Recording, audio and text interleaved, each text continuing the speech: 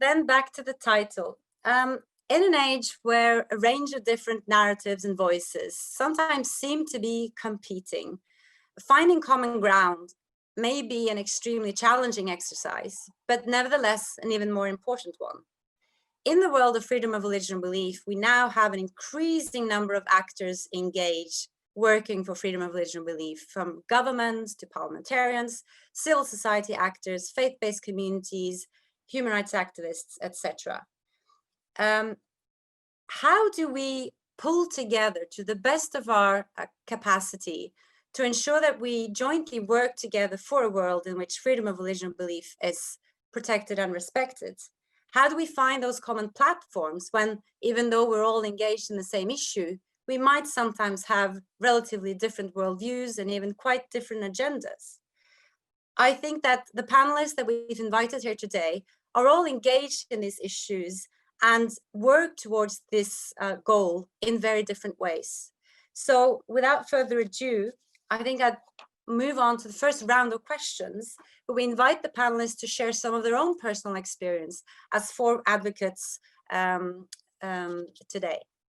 So in the first round of questions, I'd like to ask you all to share your personal accounts of how you first became engaged with freedom of religion and belief issues and what motivates you to continue to work with FoRB today. And you have about 3 questions to answer this, and I'll start with Kasturi. Please, Kasturi, if you can unmute yourself and share a bit of your own personal experience and background. Thank you.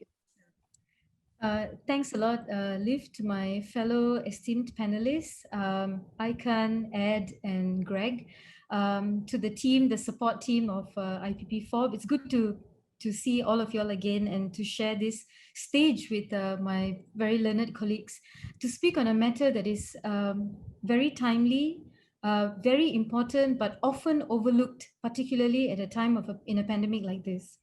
When countries are dealing with a health crisis, when countries are dealing with an economic crisis, many countries are also very subtly dealing with political crisis. And when with this trio, this combination of a health crisis, economic crisis, and also a political crisis, the biggest casualty would be human rights. And in this case, the freedom of religion and belief. I had just ended moderating a webinar just now on the International Criminal Court. And it dawned upon me that decades and decades ago, crimes against humanity and war crimes particularly focused a lot on differences of cultures, beliefs, religion, and land, but mostly on religion and culture. And to see how far we have come from the 80s, from the 90s, from the setting up of the International Criminal Court, from countries being referred, from dictators being referred, and we are here today with lawmakers and activists and movers and shakers and agents of change speaking on freedom of religion and belief in a time of pandemic. But what is important is that we have today a cocktail of opinions, representatives bringing the voices of their people, their communities, their nations, so that we can focus on what brings us together: common values, common beliefs, common principles. While there are differences which will be undeniable, what is important is that we focus on the similarities that we have between us. This is my second term being an MP, and I was introduced to IPPFoRB on that fateful day in November 2014. And to be honest and very frank, my life has never been the same. It was truly a memorable experience, really. I mean, I remember it like it happened yesterday, particularly when Ed Brown called us at the lobby of the hotel to give us the housekeeping rules, but also to leave something very important, which I carry with me today and share at all my other platforms that I'm a part of, which is the snowball effect. So it is basically to think that all of us are snowballs. If you cannot do that, then imagine snowballs. Malaysia has no snowballs, so I have to imagine snowballs. When you have snowballs moving together at a speed, coming together, you see that over time, momentum increases, power increases, strength increases, energy increases, and you see a great avalanche ahead of you that is going to come down so fast and break all these walls of tyranny, walls of injustice, walls of discrimination, walls of oppression, particularly on people of faith and people of no faith. And I carried that with me. It's been 6 years, Ed, since you shared that.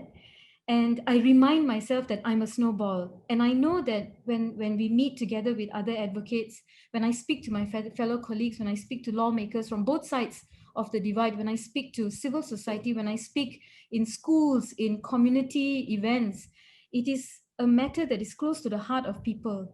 And when you speak about it as ambassadors of peace, as ambassadors of change, as ambassadors promoting the freedom of religion and belief, as ambassadors against terrorism, against extremism, against radicalism, it is our duty for us to speak about all this in a positive light. In Malaysia, it was a very new subject to me. I had to do a lot of research and reading up on it because you take many things for granted. You may be in a country where you are a majority race or religion, and therefore you cannot feel, imagine, or even think what it would be like to walk in the shoes of minorities. Or you could be a minority and you cannot imagine what it's like to walk in the shoes of the majority. And meeting in Oslo in 2014 and my journey in these 6 years has opened my eyes to so many different things and has taught me a lot for me to be able to be sharing my experiences with all of you all here. My most memorable experience was in 2018 when I spoke in Parliament about the Yusuf report that reported Malaysia at tier 2 of the freedom of religion and belief scale. And I actually pleaded to my government to stop the harassment and the persecution of minorities as what was recommended in the Yusuf report. I received a lot of death threats after that. Police reports had been made against me. I had friends telling me to be careful because there are people looking for where I lived. But I realized that despite it being such a sensitive topic, and many people say, why did you have to speak about it? Couldn't you have just spoken about bread and butter issues? And I tell them, this is exactly what the extremists want. For you not to speak about a subject like this when you know that your fellow brother and your fellow sister is being oppressed, is being bullied by a system that is in place. And the more you are silent about the matter, it is just as well you're an accomplice to a government that continues to suppress and oppress its people on freedom of religion and belief. But I know that at that time, the IPPFoRB was very supportive. Ed reached out to me. Other colleagues reached out to me to check if I needed any help, any aid, any kind of a letter of support. And I said, oh, so far so good. Don't worry, but yeah. But it started the ball rolling. And a lot of other people now are speaking about freedom of religion and belief within the walls of their conversations. You know, it is a very delicate topic in Malaysia. Although Malaysia is a melting pot of cultures and beliefs and religion and customs, but we do have Islam being the main religion of Malaysia, and we have other religions as well. And in the federal constitution, it is stated that all other believers are free to practice their faith. However, because Malaysia follows the Sunnah wal Jama'ah, which is the Sunni mazhab. So other denominations in Islam are sometimes frowned upon as deviant teachings, and that is where many Muslims speak up also against it, and many non-Muslims also have spoken up against it. But apart from this, there's also very strong identity politics in Malaysia. While we look at America and what has happened with how religion was peddled in many of the elections before this, and how it was used as a trump card, no pun intended there, to win elections. But then, you know, it's funny because the same thing happens back home. And while we laugh at what happened in America, we don't want to laugh at what happens in Malaysia. Now, having said that, I think the way forward, how many minutes more do I have? I can go on, you know. So Kasturi, you have another round of, we have another round with a question that's more forward-looking. So Okay. we could move to the next panelist, and then you can continue to share your experiences in the next round. But thank you so much, Kasturi. And I think you touch upon a very important point. You are an example of a brave voice. Speaking about these issues can be very delicate, not just delicate and challenging, but also sometimes actually dangerous. Those brave voices open spaces for others. So the snowball effect that you talk about, we have a lot of snow in Norway, so we do actually roll snowballs physically as well, I think is extremely important. So thank you so much, and look forward to hearing your continued thoughts and reflections in the next round of questions. Thank you so much, Kasturi. Greg, I'm going to move to you. You also have a wide, diverse background working with FoRB issues and now engaged with a wide range of civil society actors on this issue. So what is your personal engagement, and what motivates you to continue to work on this issue? Thanks. Yeah, thank you, Liv, and thank you, Aiken and the whole IPPFoRB team, and thanks to my fellow panelists, Ed, Kasturi, and Aiken, I already said so, but thank you. It's so nice to be part of this panel, and I've enjoyed working with IPPFoRB over the years. My story, I was a chief of staff to a congressman, to a U.S. congressman in the late 90s. And then I opened my own government relations and lobbying shop in 2003. And I was really looking for substantive, like meaningful work. I wanted to make a difference. And so and I've had multiple faith communities as clients. So right out of the gate, I've represented the Church of Scientology, the United Methodist Church, Russian-speaking evangelicals, and even the Orthodox Jewish community. I started with working on criminal justice reform. You know, I spent 15 years working on that issue and had a lot of success helping to get reform laws passed. But then I got into international religious freedom in 2010. And in order to help even a single faith community, I went looking for a multi-faith vehicle. I knew as a former chief of staff that it's more powerful if the ask is coming from a multi-faith coalition. Even on behalf of, if one community needs help, it's better if the entire multi-faith community is asking in a united multi-faith fashion, speaking with one voice. So I went looking for it, and some people were telling me that I would never find something like the Roundtable. They were telling me that the faith communities would never come together and work together on a regular basis. So I was being told to give up my search, but soon after that, I actually learned of the International Religious Freedom Roundtable. So I didn't start it, but I learned of it in late 2010. Attended my first meeting. I loved the model. I saw representatives of all faiths and those of no faith. So there's atheists and humanists also at the table, but I saw them all sitting around the same table, and the US government was there. And so it's a model that brings all faith communities and no faith communities together with the US government on a regular basis. And I immediately offered to help.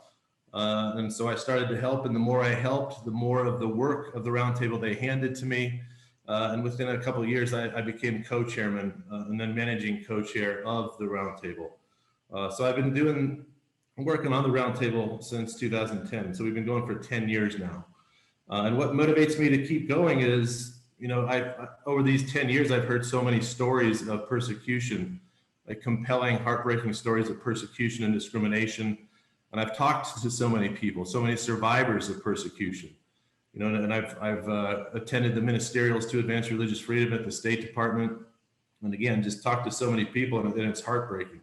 And things have gotten worse, not better. So I'm motivated to keep going because I like to actually get results, and I want to keep going, and I want to help people.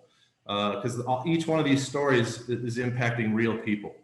And it doesn't matter what their faith is, you know, each one of us, you know, has dignity, and each one of us has, you know, a God-given right to practice our own faith or belief. So I'm motivated to keep going and to follow through. I feel like I started working on this issue 10 years ago, but we still have so much work to do. And I'm just one person, you know, in a global movement that's now building around FoRB issues. So I'm motivated to continue because I want to see those Pew numbers, the Pew Research Center, you know, that says that it's roughly 80% of the world's population living in countries with high or very high levels of restrictions or social hostilities. And I want to keep going until we bring that number down. And I want to see the trend, instead of rising restrictions, we have, you know, decreasing and reducing restrictions on religion and peaceful communities around the world. So that's what motivates me to keep going. So thank you. Thank you very much, Greg. Thanks so much for sharing. Aykan, would you like to share your experience and engagement? You also have a interesting and long-standing background on issues and human rights in general. Thanks. Thank you, Liv. And it's also a great privilege and honor to be sharing the stage with such a distinguished crowd. Really, Ed, Greg, Kashturi, Liv, I really admire the work you all do. And greetings to all our audience members as well. So my story, I think, is interesting because sometimes we have legislators, parliamentarians, who haven't done a lot of work in religious freedom issues, but who find IPPFoRB really beneficial. It gives them a great opportunity to strengthen, FoRB literacy, to learn from best practices, to learn the nuances of national legislations and international norms. For me, I come from a different perspective. That is, as someone who has worked for over 20 years in religious freedom, hate crimes, hate speech, discrimination issues.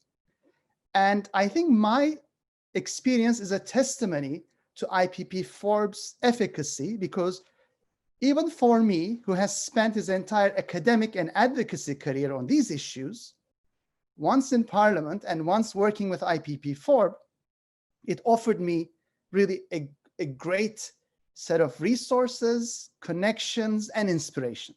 So whether you're beginning FoRB work or whether you're further along FoRB work, joining forces with other colleagues has been crucial. So my coming of age, I take people back to the 18-year-old Aykan, freshman year in college, and Turkey has one of the worst sectarian hate crimes that summer. This is the first summer of my university education, where the majority Sunni Muslim community attacks the minority Alevi community, another Muslim community, but a minority community, and burns alive a group of 37 participants at a religious festival, while the law enforcement forces watch. So that teaches you an important lesson about both intercommunal tensions and prejudice and hate, as well as culture of impunity and state failure, and in fact, state provocation. So that pushed me as an academic into studying Turkey's Alevi religious minority, as well as interfaith relations and discrimination. That then pushed me into advocacy work, trying to build alliances together with all faith communities, as well as other vulnerable minorities, as we tried to push through Parliament a hate crimes bill, a comprehensive hate crimes bill.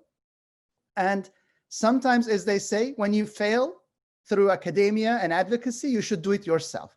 So I ran for office, got elected, and I co-drafted Turkey's first hate crimes bill. I worked so hard and failed as an academic and advocate. Now, that bill itself was not perfect, but that itself is a learning experience. But let me wrap up. So as a legislator in Parliament, as someone who's quite well connected with academics, with advocacy reps, as well as other lawmakers, it was still faith-based organizations and advocacy organizations and academics who bridged me with other like-minded colleagues. So it was thanks to, for example, Professor Cole Durham, who put me in touch with other lawmakers. And he's not only a leading scholar of freedom of religion or belief, but also very important in the Latter-day Saints community. So also very important in faith advocacy. So it was thanks to Professor Durham and Ed and other colleagues in the advocacy space that I finally made it to that important 2014 Oxford meeting where we put together the idea. And then in November 2014 to Oslo Peace Center, where we launched IPPFoRB. So I think the message from my own experience is that no matter what background we have in religious freedom issues, it's only by joining forces with others, but more importantly, using the bridging social capital of advocacy organizations, faith organizations, civil society organizations, that we can begin to roll the snowball. And I come from also a skiing town back in Turkey, from the city of Bursa, which has the Mount Olympus. And yes, I really know how effective snowballs can be. And I hope today is just the beginning of yet another snowball. Thank you.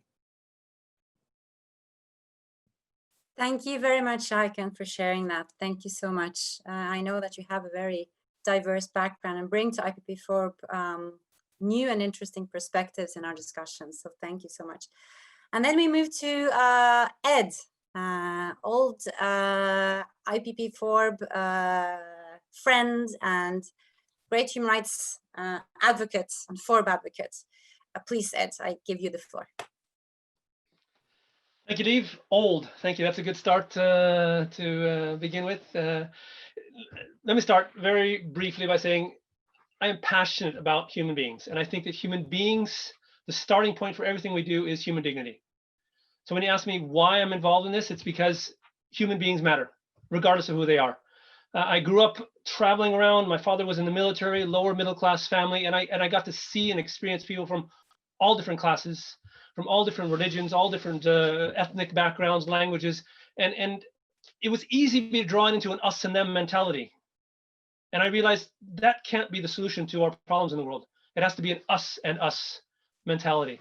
And so when I was older and I was able to travel and visited countries like China and at that point Czechoslovakia, and met my religious community, Christians, and got a chance to see how they were treated, it stirred something in me, and it said, I need to do something. It made me recognize we're all in the same boat, regardless of who we are.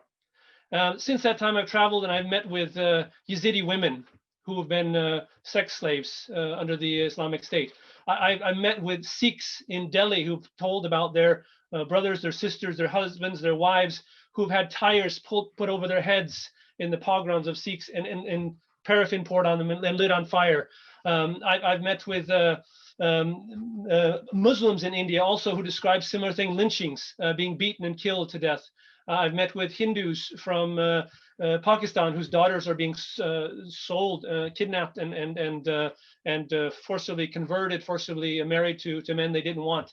And that made me recognize that we all are human beings. We all need to be taken care of. And religion, the belief or the non-religion, if you're an agnostic or an atheist, is so central to everyone's lives that we have to work on it. And recognizing, as Aykan just mentioned, that it's so interlinked with other things, which we'll touch on later, makes me want to work more and harder for promoting freedom of religion belief for everyone.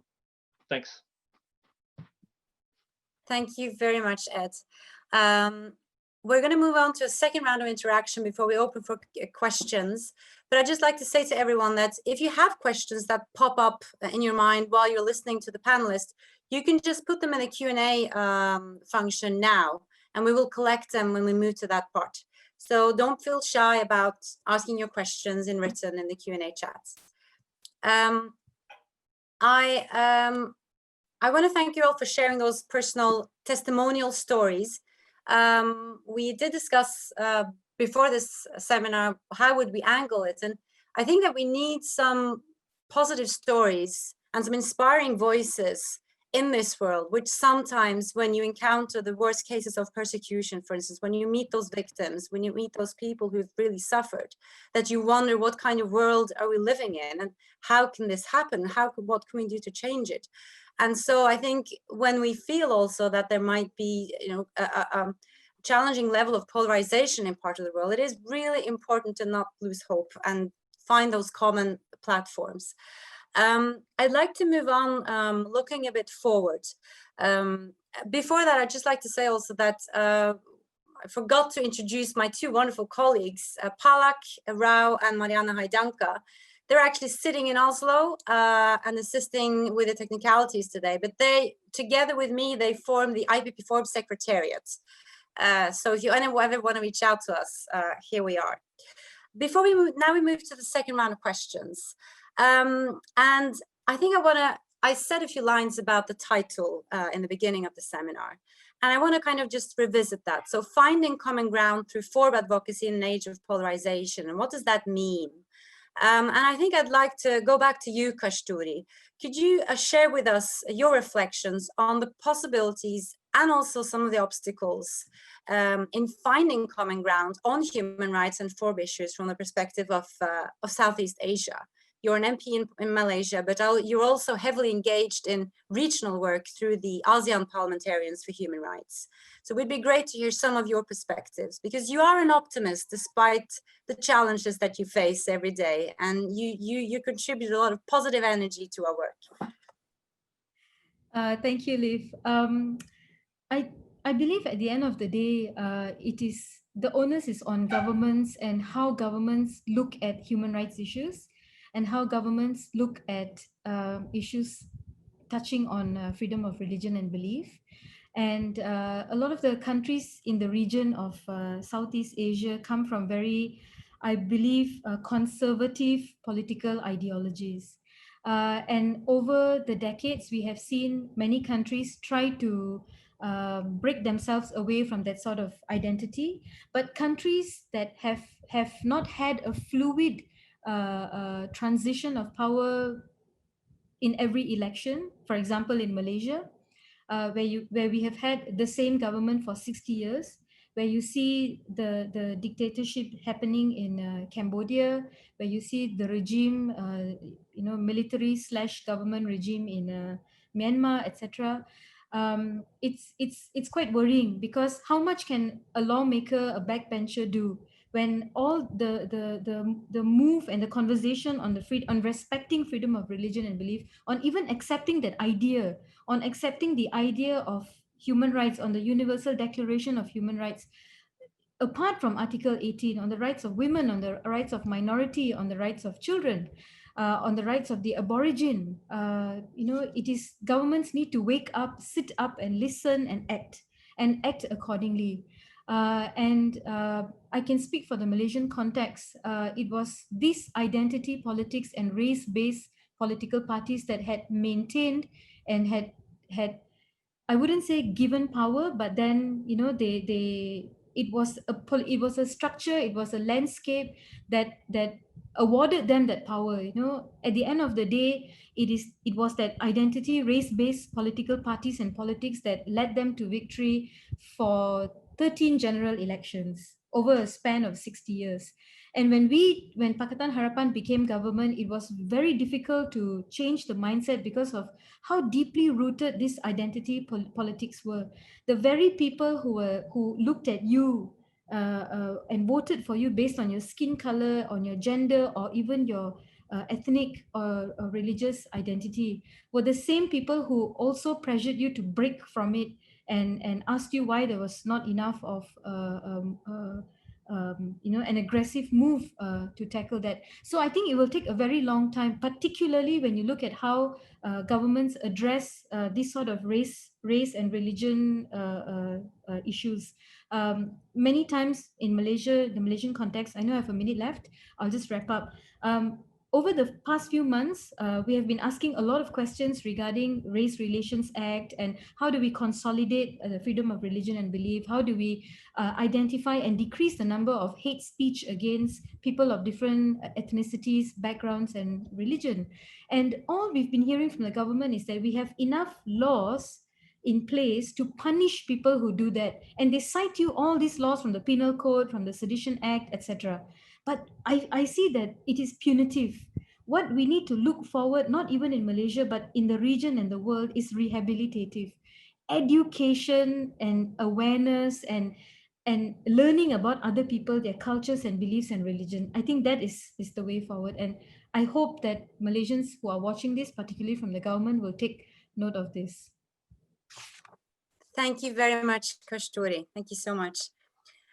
Moving to Ed now. So you work for a Christian mission and human rights organization with a special focus on freedom of religion and belief, but you also engage extensively on how FoRB is interconnected with other human rights. So could you say something about the role of advocacy organization in the area of human rights and FoRB advocacy?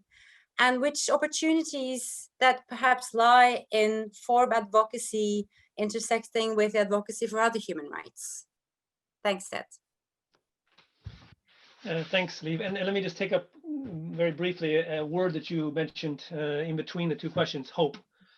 For us as an organization, it's easy to fall into hopelessness because we see so many horrible situations.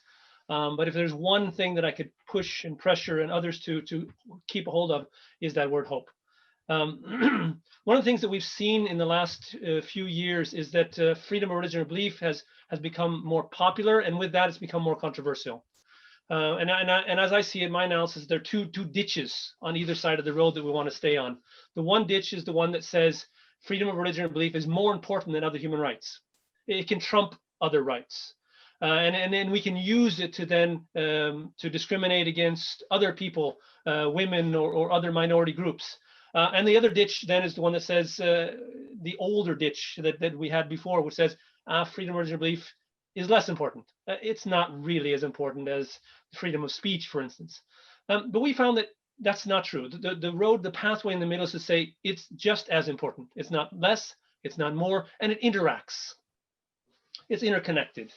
It's one of the universal rights. It sits deeply in the soul of human beings. I mean, of course, we have the overlapping themes when it comes to people who are vulnerable. So we have, for instance, gender situations where women and girls are double or triply vulnerable. One because of their religion, their religious community they belong to, one because of their gender in the religious community. And so from a human rights perspective, we want to be able to, as an advocacy organization, both stand up against the majority community that's oppressing the minority and talk to that minority community and say you're oppressing those within your community, all from a freedom of religion or belief human rights perspective.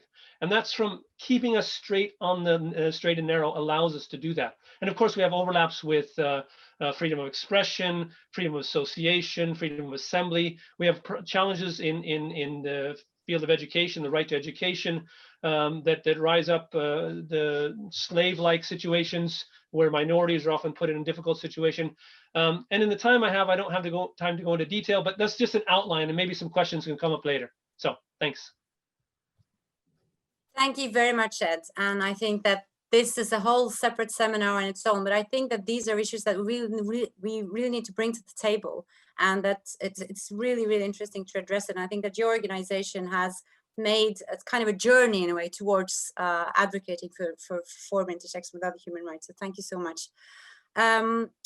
Greg, would be great if you could share with us, so in today's day and age, where do you think the IRF roundtables will be going from here, and how can this model contribute to change? And in your response, I think it would be great if you also could share with us, how do you deal with potential tensions arising within the roundtable format? Because I assume that these are unavoidable when different people come together, different groups touching on the sensitive issues that we've just discussed. Thanks. Right, thanks, Liv.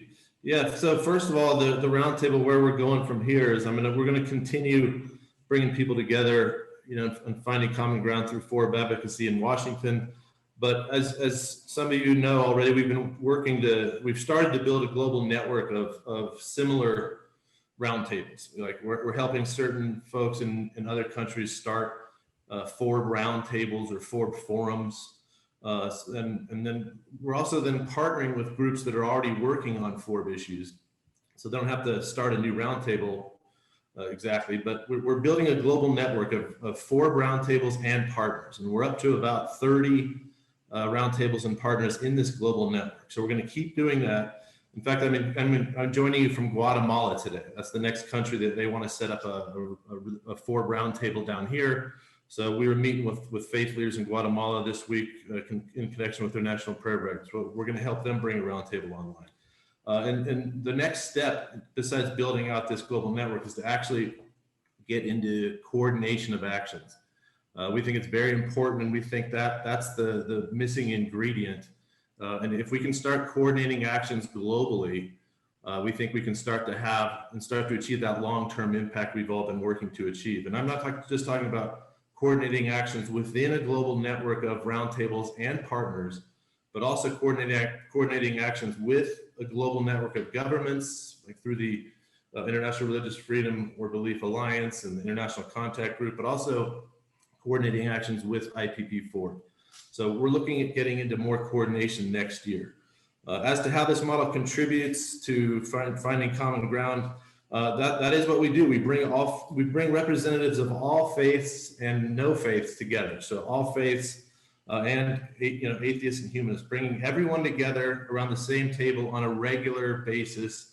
So it's really been like an ongoing meeting for 10 years. And right now we meet every week. And again, U.S. government is always there with us. But we've discussed specific stories of persecution and discrimination, and then focus on taking multi-faith actions, so launching multi-faith initiatives, again, to bring everybody together and get everyone standing up for each other's freedom of religion or belief. So that's what we focus on, and we're going to continue to do that. But the results of that, the practical results of that work is I've seen with my own eyes how groups that never would have been caught in the same room together 10 years ago, now not only do they gather on a regular basis and talk to each other, but mutual understanding and respect has risen as a result of this work. And then the more they work together and stand up for each other, it actually rises even stronger than respect. And we get into mutual trust and reliance, where they trust each other, they rely on each other, and they have each other's back. And so again, these are groups that don't agree on anything, theologically or politically, but they all agree. And going back to what Ed was saying, we're all human beings, we all have human dignity, and it's wrong to persecute any of us for our religion or belief. So that's the common ground right there, that we all agree it's wrong to persecute anyone for his or her belief or religion. And so that's what keeps us together. That's what we have found increases social cohesion. And it reduces conflict. And I know we've done that just in Washington, and it's easier to do that in Washington than in a lot of conflict areas in the Middle East and a lot of other areas of the world. But we believe that if we start to replicate this model, and again, it doesn't have to be exactly like ours, but if we start pulling people together like this all around the world, and we can figure out how to foster cooperative engagement based on respect for each other's beliefs, and we start coordinating actions, we believe that it will contribute and again, help to increase social cohesion around the world. Last item is the tensions. Yes, sometimes tensions come up because again, we don't agree on anything, theologically or politically. So sometimes when tensions come up and disagreements come up, disagreements with a story, because again, we all gather and we share stories of persecution. Sometimes people will disagree with some facts that are presented, or they'll disagree with a multi-faith initiative that is launched. What we do when that happens is, it's surprisingly, it doesn't happen that often. Because we always, and this is how we handle it, we remind everyone that we're not here to discuss our differences. We're not here to get into debates over our differences. We're not here to get into arguments, because again, we know we don't agree on much theologically or politically. So what we want to focus, we just put their attention back on the specific stories of persecution and discrimination, because everyone agrees that's wrong, no matter what your belief, no matter what your faith. So we put their attention back on that. And then we say again, the whole point of sharing those stories is so that we can all pull together and take actions together as a multi-faith coalition. But here's the key. We run on an opt-in basis. You don't have to opt in. Anybody is free to launch a multi-faith initiative, but nobody is forced to opt in. And so if you disagree with the facts or you disagree with the focus of the initiative, just choose not to opt in. Don't get into an argument, just don't opt in. And a lot of people don't opt in. We launch a lot of multi-faith initiatives, and some people never opt in, never sign a multi-faith letter, which is fine. You don't have to.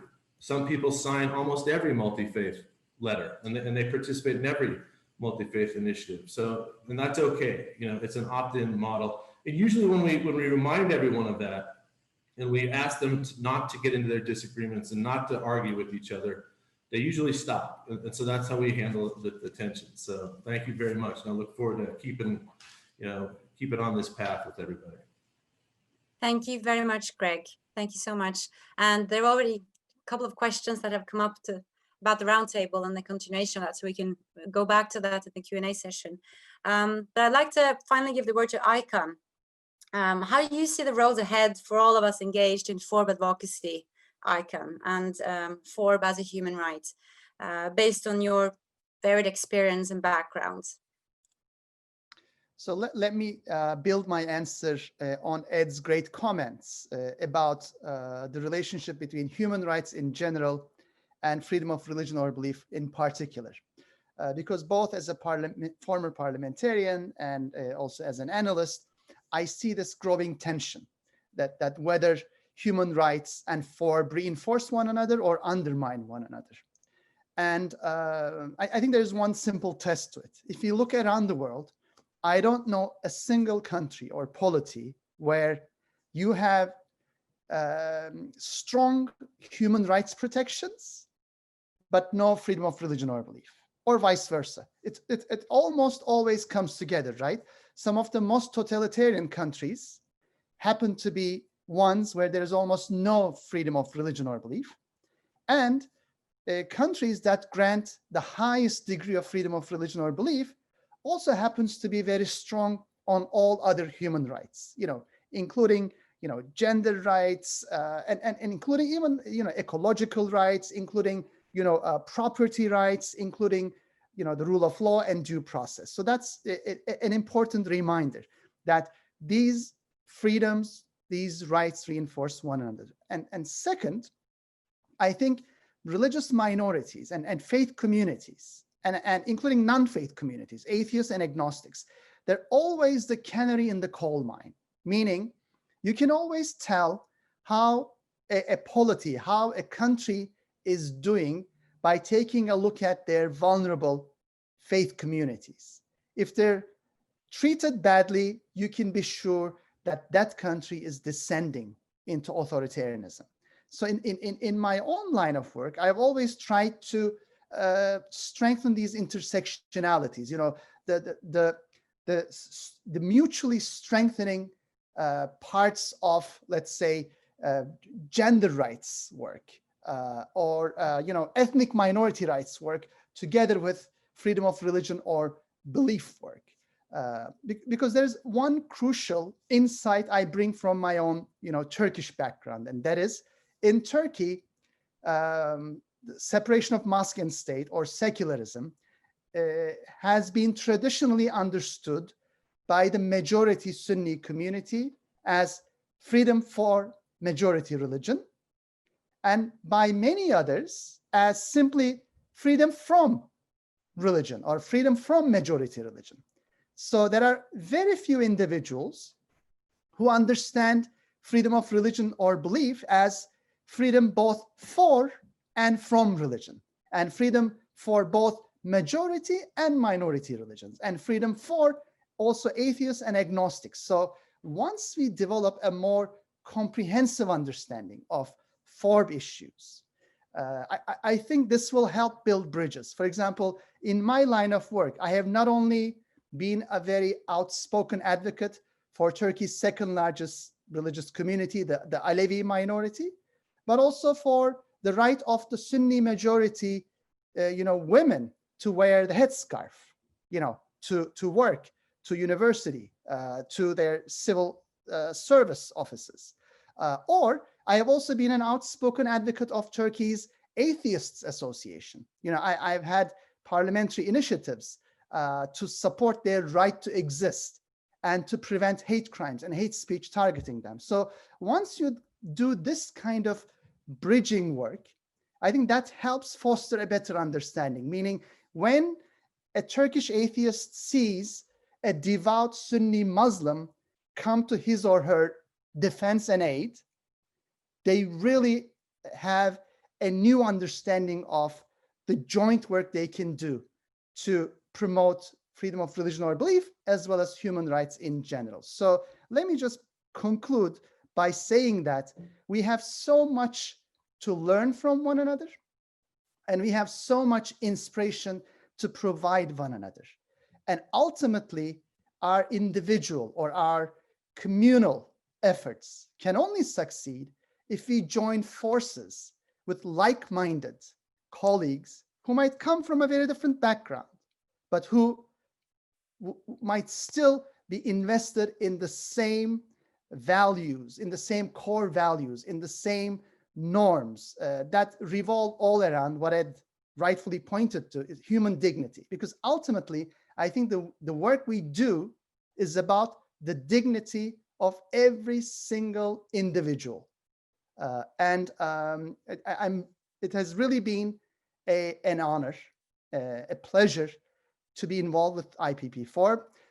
I'm a regular attendee at the International Freedom Roundtable, co-chaired by Greg. It has been really a rewarding experience.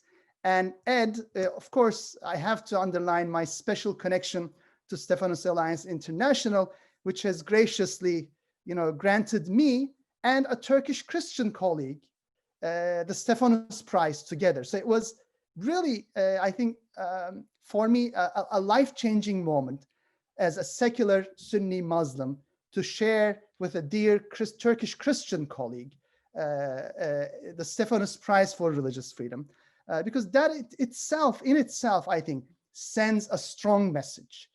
So I think we should all remain inspired, stay connected, and maintain hope, as Ed again underlined. Thank you, Liv. Thank you very much, Aykan. I also feel inspired listening to you, and I think that it is also important to bring all of these different voices together with such varying backgrounds to try to find new tools as well to work together. We've also touched upon some more difficult issues, and I see some of these issues have also come up in the chat now with some of the questions coming in. So I think I'm going to try to collect some of the questions and open for you panelists to respond to them. Some of them are directed at one of you specifically, but they might also be open. I mean, I think they're relevant for all of you to comment on. So I think since you finished off so nicely now, I can, by revisiting Ed's point about human dignity, I'd like to then raise one question that has come in. It's directed to you, Ed, but I think that this is definitely entering into a discussion that I think more of you have opinions about. So the question is about human dignity. And how do you respond to a person who feels deeply humiliated and robbed of dignity when people make fun of her or his religion through jokes and cartoons, and he or she is just told to accept this because of society, because the society they live in prioritizes freedom of speech and expression. Now, I guess the intersectionality between freedom of expression and freedom of religious belief is is a very sort of hot potato in today's world and age. So, I mean, Ed, I'll open for you to comment first, but I invite all the other panelists as well to give their remarks and comments to this question after Ed. Thank you. Ed? Yeah, I'll try to be brief because I know that this is something that my other colleagues can address. Thank you, Andrew, for asking this question. And as Liv just pointed out, this is a very relevant question in our society right now. To say that rights can be complementary doesn't mean that they don't also come in tension with one another. And then the question is, how do we deal with those tensions? So my initial comments had to do with the hypothetical hierarchy that sometimes we say that one right is always over another right, and that's not the case. But sometimes they can have tensions, and then how do we deal with those rights? I think Heiner Bielefeld, the former Special Rapporteur for Freedom of Religion or Belief, said often we think in terms of a model that says, well, let's find the right that's most important, this hierarchy, and that will trump the other ones. And then you can just go from there. He doesn't like that. He says that doesn't work, but that's what we often do. The others say, let's find a compromise model. Let's find what is sort of the bottom area where both of them meet, and both of them have to sort of give up part of their rights, and then we find where they meet together. But his point is to say, neither of those two models really do justice to the interrelationness, interconnectedness, the universality of human rights. What we need to do is try to maximize the rights that are in tension with one another. And there we come to what Kashturi was talking about, is the role of the state as the duty bearer. It's the state's responsibility to ensure that all of its citizens have its rights met. Freedom of speech or freedom of expression, and freedom of religion or belief. So that's my first starting point. The second starting point is no right, whether it's freedom of religion or belief, freedom of expression, freedom of your human dignity of your person, give you the right to not be offended. Offense happens all the time in various forms. Now you could discuss the level, maybe some sort of offenses rise to the level that we need to do something about it. But an important feature with freedom of religion or belief, it does not protect religions per se. It protects individual people.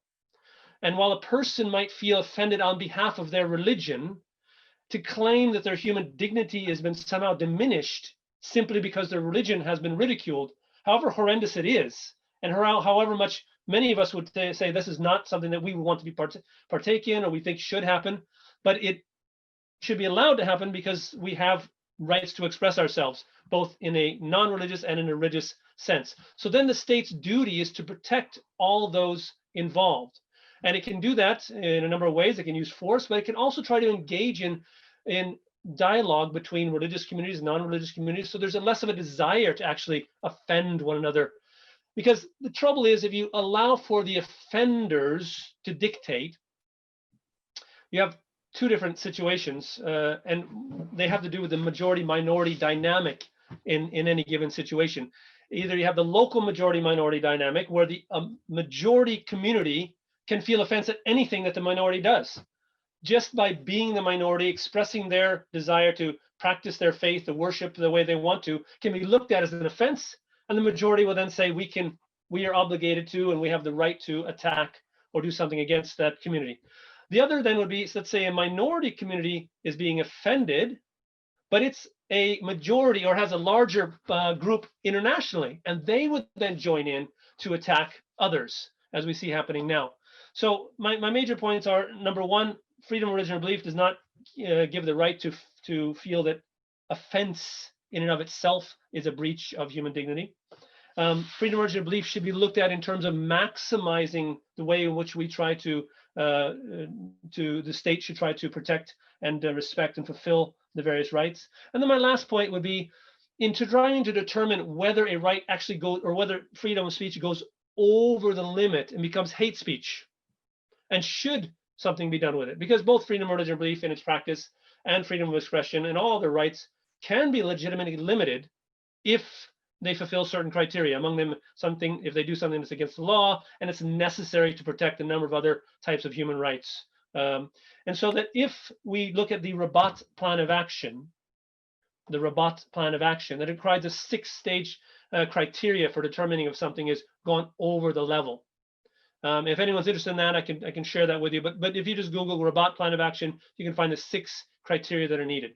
I'll stop there and see if there are some of my colleagues want to comment further on it. Thank you very much, Ed. You gave us a mini lecture there on the maximization and intersectionality between freedom of expression and freedom of religion belief, which is indeed quite complicated in certain contexts, right? But I think this is an extremely important question, and not always easy to answer in a very short time frame. So I think you've done really well. Does anyone else in the panel would like to comment on this? Aykan wants to comment on this. Please, Aykan. So I think this is a very important question. Thank you, Andrew. And I always discuss this issue through, I'm an anthropologist by training, by bringing in legal anthropology. In everyday life, we have laws as set by, government, states, but laws are not the full extent of norms that shape our behavior, right? We have other guidelines about, decency, about morality. In fact, if we just simply abided by laws, but nothing beyond that, life would have been horrible, right? What makes our societies, our cordial exchanges possible is the way in which we go beyond the law to accommodate one another's differences or sensitivities. So yes, for example, in the United States, where there's a very strong tradition of First Amendment, which coming from Turkey, I'm a big fan of, this also gives you the right to tease, you ridicule, even insult other faiths or non-faiths. But at the same time, this does not mean that this makes you do them, meaning you might have the right, but choose not to use that right out of respect and sensitivity to others. But at the same time, let me bring in a more specific issue, an example, because sometimes the insult or ridicule or criticism that we see as offensive might not actually be that way. So that goes back to who sets the standards. Just to give you an example, a key issue is it okay? Is it tolerable for individuals to depict Prophet Muhammad, graphic depictions? Is this an insult? Is this a crime that even at times leads to, executions, right? And in fact, even in the West, there seems to be an understanding that within Islam, there should be no depictions of Prophet Muhammad. And that even in the West, people should pay attention to this detail and respect this ban on images. But see, there we see another form of essentialism. We take one interpretation of Islam that forces a ban on depictions of Prophet Muhammad to be the norm for all Muslims. For example, I would strongly recommend everyone to read the book, this recent book by Christy Gruber, professor of art history, who just wrote a terrific book, The Praiseworthy One, The Prophet Muhammad in Islamic Texts and Images. And she shows us how over a millennia, across numerous Muslim sects and traditions, there has been depictions of Prophet Muhammad. And it was neither perceived as a sin, nor as an insult, nor resulted in, attacks and executions. So I think we should combine these 2 points. One is what is legal does not necessarily mean it's commendable.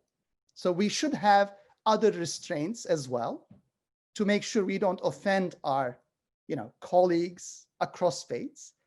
But at the same time, we shouldn't necessarily assume the strictest, the most radical interpretation of what is offensive, because that itself, in trying to be sensitive, right? If you are a Western national trying to be sensitive to Muslims and thereby deny any freedoms to depictions of Prophet Muhammad, you're actually oppressing over a millennia of all these different Muslim voices who do not necessarily think that is the case. So you're basically prioritizing one radical interpretation or strict interpretation over others. So we should also be careful that sometimes, quote unquote, sensitivity could mean insensitivity to others, to less powerful voices within faith communities as well.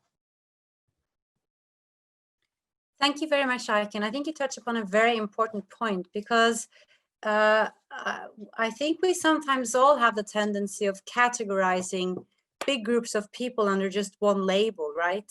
We talk about Christians and Muslims, women and men. And obviously within those communities, there will be so many different interpretations and life experiences.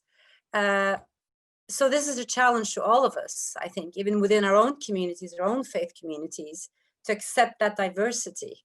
So minorities within minorities, not seen as dissenting voices, but having different worldviews or different interpretations of even religious texts. So thank you very much, Aykan. We have a couple of other questions that have come in. Does anyone else want to comment on the freedom of expression, freedom of religion and belief before we move on? Ed wants to comment, and there is, have you seen the Q&A, Ed? Because there's another question that's come in to you following up on the freedom of expression question. So Yeah, Would that's you why wanted to Yeah, say, because I great. saw that other question that came in. Yeah. So I'll give you the floor again then. And then we have a couple of questions that are addressed to Greg as well. So yeah, thanks. So let me just repeat the question then as it stated. So another question came in from Anna stating, what if hate speech crosses the line and becomes not an individual's opinion, but a persistent line of propaganda, which may result in attacks against especially minority communities? And I hinted on this. Again, as Lee pointed out, this is a very complex issue, and it's not easy to answer in the span of 2 to 3 minutes. And so I encourage further dialogue on these questions. But this is a very serious issue. One thing is feeling offended and then attacking those that have offended you, which we see. Something quite different is when a majority community in a country uses disinformation, either directly lies or lifting up aspects of a minority community that you know will incite the majority community. And that can lead directly to violence against the minority community. We've seen it with the pogroms against Jews. I mentioned about the Sikhs in India. Throughout the years, Baha'is have suffered it, Christians, Muslims in various communities of different flavors. This can easily happen where you have not just a small group of individuals acting out because they feel offended, but you have the majority community attacking the minority community. And this is something we really have to be aware of. And here, back to the state's responsibility. And here, I think the state often is weak. Either it doesn't have the ability or it doesn't have the will. And it's often the will that's the problem. They don't want to actually protect. So my point is simply, if there's propaganda and it goes over those 6 criteria that we see in the Rabat Plan of Action, the state has an obligation to actually do something to those who are perpetuating. So if skinheads are standing outside of a synagogue saying we should kill these pigs because they are destroying our family, our culture, whatever, and the skinheads, young men, are there, and the people are coming out on a Friday after the Sabbath meeting, that should be cracked down on immediately by the state, because it can lead directly to violence. And there we have to recognize it. But some more, as I hinted at, some sort of little subtle things that the state can do is try to work with those violent groups, the groups that are perpetuating the hate speech, and try to downplay it or to talk up those minority groups so that there's a balance in it. So there's no one size fits all, but the majority minority dynamic really plays an important role here. Thank you very much, Ed. Those are extremely important points. And yes, I really support Egg's encouragement in furthering dialogue on this very complex but extremely important issue. I'd like to return back to the roundtable now, because a question has come in to you, Greg, as actually, well, for Greg, yes. So as IPPFoRB kind of expands its parliamentarian participation, how do you envision congressmen lending their voice and support? So could you say something about the engagement of US congressmen in sort of the world of FoRB, and possibly interconnecting with parliamentarians that already work for IPP? Yeah, thank you. This has come up more than once, discussion among the roundtable participants in Washington. And I'm not sure exactly the details of why US members of Congress are not members of IPPFoRB. I think they have some kind of rules governing membership in organizations or something like that. But there's still ways that we can work together, even if they don't feel like they can join IPPFoRB. I think with the roundtable, we have a congressional working group. So as the roundtable and IPPFoRB coordinate more, maybe perhaps our working group can coordinate with IPPFoRB to maybe put members of Congress on the IPPFoRB list, so that whenever an IPPFoRB letter is circulating, members of Congress see it. That's one idea. And members of Congress, if they can, hopefully they can sign some of these letters. If maybe they have in the past, I'm not sure, but maybe they could sign letters or do congressional letters on the same issue that IPPFoRB is engaging on. Those are a couple of ideas. And then the other ideas is keep inviting members of Congress to IPPFoRB events. I know I've coordinated with IPPFoRB and invited a member of Congress or two to attend one of their events overseas. They couldn't because of scheduling, but continue to invite them and maybe again periodically hold IPPFoRB events on Capitol Hill in Washington when we can all gather again in person. And those are the ideas I have, but open to any other ideas that IPPFoRB has, and maybe we can coordinate to build a list of members of Congress who are champions of FoRB issues, but who maybe aren't following everything IPPFoRB does. Thank you, Greg. Yes, I think these are discussions that we can obviously continue also outside of this seminar. So, but the question is really good. I think I'd like to stay in the U.S. context a bit. There's a question that has come in that I think more of you will be could be able to address. So, how do you all envision the future of international religious freedom, or I would call it freedom of religious belief, under a Biden presidency? This is coming from Murray Phillips. So anyone, yeah, Icon is eager to respond. Please. It's not just I'm based in Washington, D.C., but I was at a panel yesterday, co-organized by the Foundation for Defense of Democracies and the Anti-Defamation League's Task Force on Middle East Minorities. And this issue came up frequently in the Q&A as well. And the main concern was that there seems to be widespread agreement that human rights will be on the forefront of the Biden administration's policy, especially foreign policy. But there was also concern that this could come at the exclusion of religious freedom issues.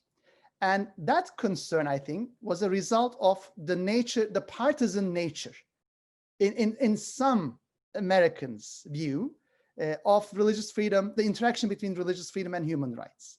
In fact, one of the panelists yesterday was the former USCIRF vice chair, Elizabeth Prodromou, and she also reiterated, as she has also done through her USCIRF career, that FoRB and human rights reinforce one another. And she was telling that there is no reason why that should be the case, meaning why prioritizing human rights should come at the expense of religious freedoms or freedom of religion or belief.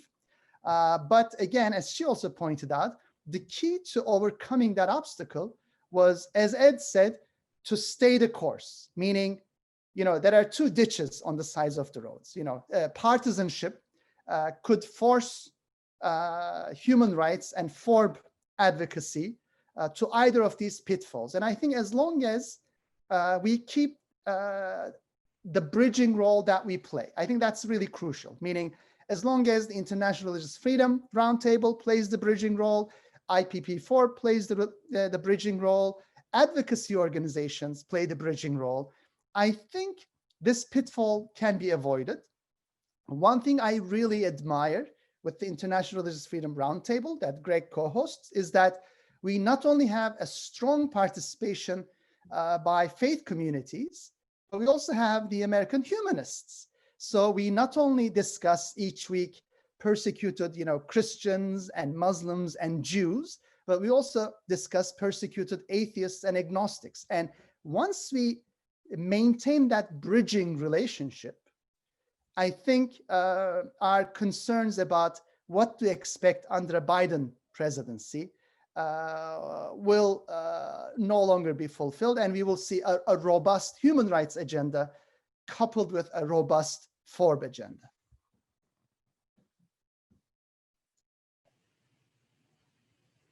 Thank you very much, Icon. Thank you so much. Greg, would you like to comment as well? I see you. Yeah, thank you. And I agree, first of all, with Icon and Ed, stay the course. And again, like Icon said, the roundtable, we're going to keep doing what we do, no matter who comes into power. Our roundtable has been around for 10 years, and we're nonpartisan. We were here through the Obama administration, working with, the Obama State Department with Under Secretary Hillary Clinton and Secretary John Kerry. We've been here through the Trump administration with Secretary Pompeo.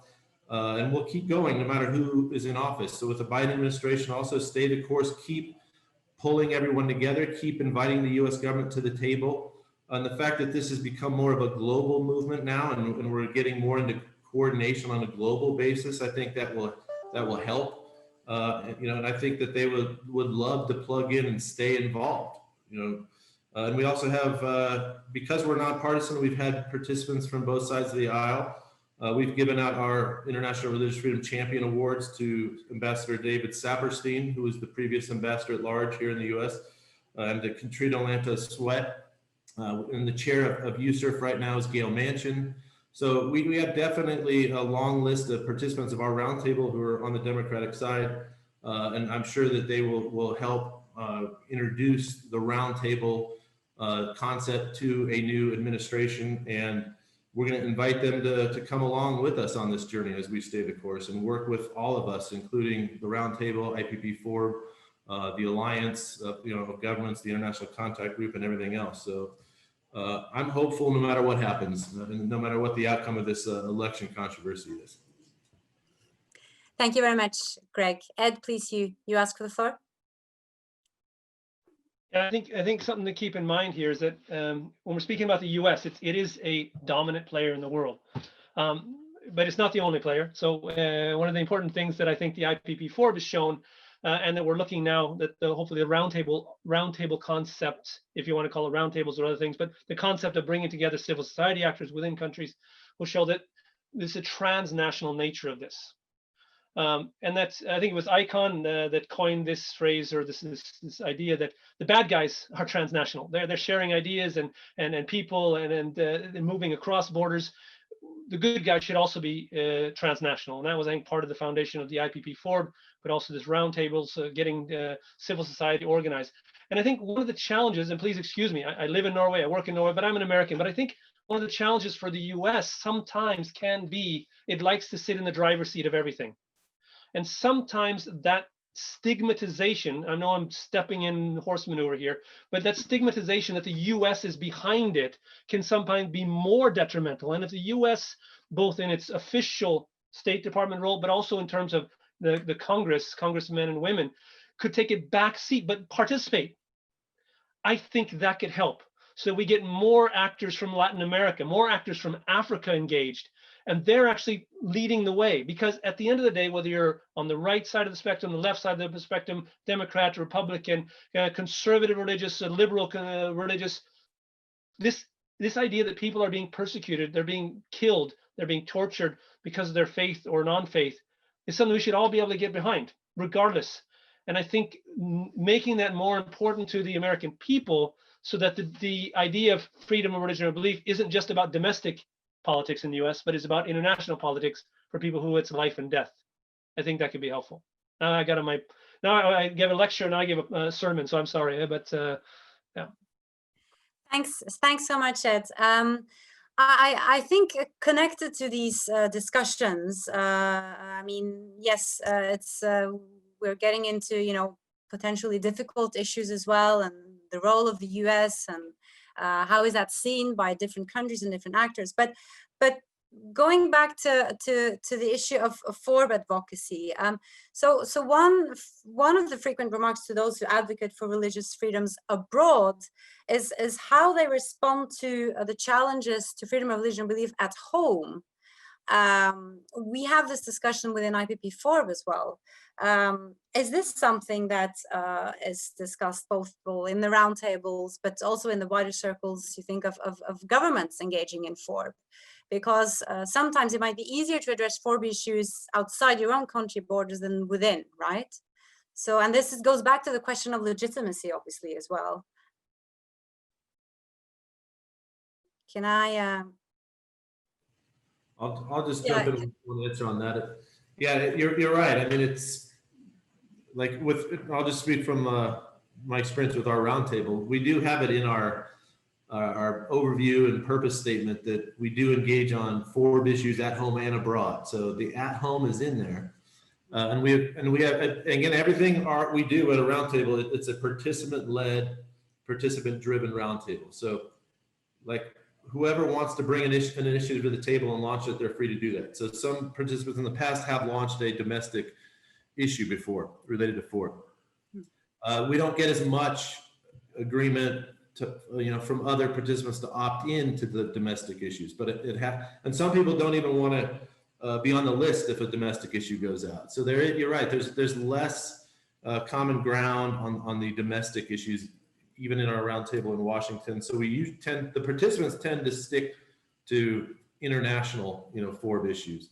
But we welcome domestic ones also. And as we're setting up or working with other people overseas to help them set up their own roundtables or forums, we encourage them to do both, domestic and international.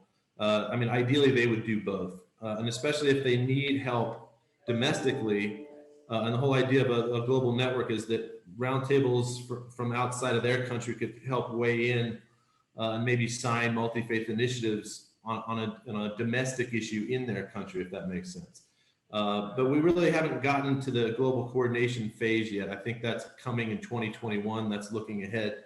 But I hope we can do both. But you're right. It's a challenge on the inside domestic look at the FoRB issue. Thank you so much, Greg. Kasturi, you engage on FoRB issues at home as well. Do you have any thoughts and reflections on that? And you also know how challenging it is, so it would be great to hear your reflections on this issue.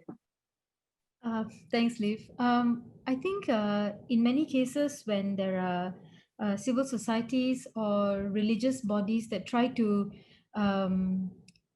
create bridges to understand each other better so that they can respect each other, so they can accept each other, there's always this other group that is there to remind them about the differences. And very often the government tends to take the sides of the group that reminds religious bodies that want to form bridges rather than build walls. Many times we see opportunities of dialogues, opportunities of celebrations, cultural celebrations, religious celebrations, often marred by acts of by these radical groups. But it is always a shame that the government sometimes tends to stand on the side of these extremists, because again, it's identity politics coming into play in Malaysia, and many times the government is also often afraid that they would offend this group of extremists. But I've always felt that sometimes it's a situation of a silent majority who don't agree but who don't speak up about it, or a silenced majority. The sort of mob attack that happens, whether online or in reality, is actually quite great. Like what I had mentioned just now, for ministers even to come to the Malaysian Parliament and explain the stand of the government when you speak about race relations, because some of us have been calling for the government to look at the UK model of the Race Relations Act or some other best practices by most social democratic countries on freedom of religion and belief, and whether we want to amend any acts and come up with new bills. And all they do is tell you that there's enough laws to punish, and even that is not doing its job, because the ones who come up with statements and comments that are offensive to other believers often are let off the hook. One good example is Zakir Naik. He's supposed to be this freelance religious speaker. I know many countries have actually banned him from entering, and many terrorist acts of terrorism in the name of religion had his speeches in the background, in a sense that many of them who were caught said that I listened to his speech and I was inspired by it. But the sad thing is this: the government of Malaysia today is still giving him refuge, when he's actually wanted by the Indian government, and also a person who is blacklisted from entering so many other countries. And the government doesn't tend to act on people like Zakir Naik, who are spreading malicious lies and influencing people on using social media on what religion is to others. So it comes into play. At the end of the day, it's the government that has to set the tone and set the mark, and even that yardstick on how freedom of religion can be practiced in a country, because it is already enshrined in the law. So, and in the constitution, all the government needs to do is to uphold that.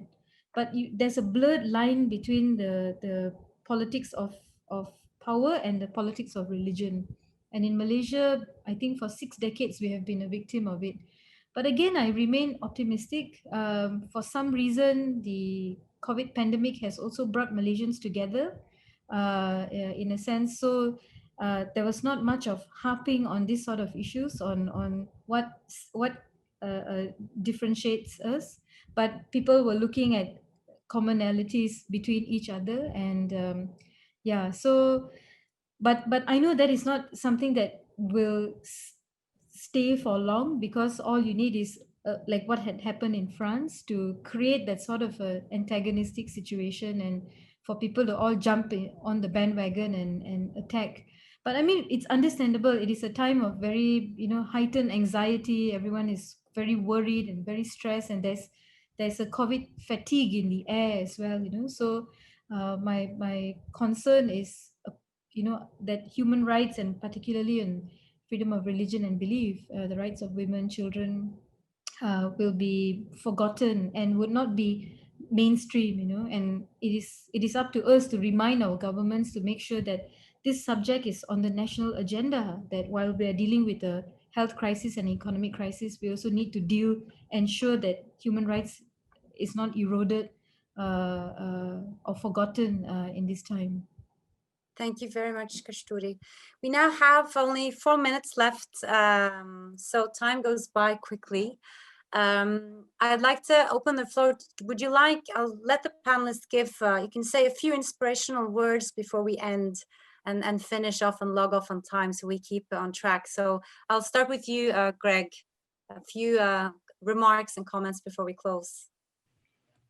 Thanks, Lee. Yeah, again, I'm honored and privileged that I was invited to be part of this panel. Ed, Icon, Lee, Kasturi, and the whole IPPFoRB team. I've really enjoyed, like David Anderson, I've really enjoyed our informal partnership over the last few years, and I'm so happy that IPPFoRB exists. And again, like we've all been saying, stay the course. And I think I'm also an optimist, and I have a lot of hope for the future. Otherwise, it would be hard for me to stay in this work, right? So I'm very hopeful, and I look forward to working with each and every one of you and everyone who tuned in to the event. Because again, we really do need to continue working together on a global basis and continue to pull together and work together in a strong strategic partnership. And it's transnational, and it's transpartisan. I mean, this work, it outlives any existing administration in any single country. So we always have to keep working together and invite everybody to come with us on this journey. And I'm just very hopeful. And I see, like Ed said, there's more people getting involved in this movement, in the FoRB movement, and it is becoming a global movement. So that's what gives me hope for the future. And so I'm inspired, by the growing number of individuals in this movement, and how we're all building global networks, and how we all want to work together and coordinate together. So I'm on board, count me in, I'm on your team, and I look forward to working with everybody. Thank you. Thank you so much, Greg. Ed, do you have any final comments you want to make in a few seconds? A few seconds. Yeah, I can say a few things very quickly. Freedom of religion or belief is a peace project, and I think it contributes to peaceful coexistence. But as Heiner Bielefeld has said, it is a non-harmonious peace project. It allows for us to not agree. It doesn't demand that we become harmonious with one another. It doesn't demand that the minority listen to what the majority has to say in order for there to be the peace, sort of a tense peace, a forced peace. But it says that we can all get along even though we do disagree. So we're looking for common ground, but we should also be looking for ways in which we can have a level playing field even though we don't agree. So I promote freedom of religion and belief because it is a non-harmonious peace project. Thanks. Thank you very much, Ed. Those are really important words. Thanks for reminding us of that. Kasturi, do you want to make a quick final remark? It's quite hard to say anything after what Greg and Ed have wrapped up. But I look forward to strategizing and working on FoRB issues. particularly during the pandemic now. And I think it's quite normal for countries to put FoRB issues aside because they have, in their opinion, bigger issues like the health crisis and economic crisis to deal with. But I think it is up to us to remind these governments, including your own, that if FoRB issues, if human rights issues, if rights of minorities and aborigines are not given the due space, time, and respect that it deserves, then you'll have a bigger crisis to deal with once this pandemic is over. And I think we should always keep the conversation alive, and I intend to do that in the weeks to come also when we go back to Parliament. It's the budget sitting now, and it's a little bit shaky in Malaysia because we don't know whether this government will continue to be in power even or whether they will get the support of the majority and whether the budget will pass. So I think the focus will be on the budget for now, but it doesn't mean that we cannot speak about it in our budget speeches. So I intend to do that. And I must thank IPPFoRB for giving me the platform and for giving me all the information that I need to speak about this issue in Malaysia, despite it being very, very sticky. Thank you. Thank you so much. Thank you, Kasturi. And Aykan, some final words. So let me take us all back to the title of this panel. And one term we haven't used much is polarization. But we have to agree that we now live in an age of polarization, meaning we will be increasingly segregated because social media contributes to it. You know, we tend to associate more people like us. We tend to follow our media. We tend to follow our social media. We tend to stick with like-minded people. But that raises the question of then how do we bridge these divides? How do we find common ground? Robert Putnam, famous American scholar, Robert Putnam distinguishes between two types of social capital. One, he says, is bonding capital, solidarity within close-knit communities. The other one, he says, is bridging capital. This is social capital that connects us to other individuals and communities who are very different from us. So what we need in an age of polarization, actually, is not more bonding capital, because we have excess of it, but bridging capital. That these opportunities, platforms like the IRF Roundtable, like IPPFoRB, like all these other interfaith initiatives that bring us together with people who are from different walks of life, so we can develop empathy, understanding, respect, so we can strengthen diversity and pluralism. But with the caveat that our end goal is not harmonious peace, as Ed said. We should be very open to the idea that we will end up disagreeing. And in fact, I would think it's best if we end up disagreeing, because there is nothing more dystopian than a harmonious society, right? Where we all agree on the same things. I think the real utopian society would be one where we maintain our differences and disagreements, but thanks to empathy and understanding and solidarity, we can continue to coexist and enrich one another through diversity and pluralism. So thank you all for your wonderful comments today. It has really been a great privilege and honor to join this panel, and thank you, Liv, again. Thank you very much, Aykan, for those inspiring words. And as I've been listening to you panelists today, I kind of come up with almost like a new sort of catchphrase for us. So avoid ditches, build bridges, and keep the hope. So maybe that's a nice summary that we can finish with. And once again, a big warm thank you to Greg, Ed, Aykan, and Kasturi, and to Palak and Mariana for facilitating the technicalities of this. They've actually been working very hard behind the scenes. And just to finish off, if you want to know more about IPPFoRB, you can follow us on Twitter, and you can visit our website. And so goes obviously for the organizations represented in the panel as well, and the individuals here. So just want to round off now, respectful of everyone's time, just a couple of minutes past 4:30 in Norway. Wishing you all a wonderful remaining part of the day or evening, depending on where you're tuning in from. And let's keep working together and keep continuing the common spaces that we so dearly need. So thank you so much to all of you. Thanks. Thank you. Bye, everyone.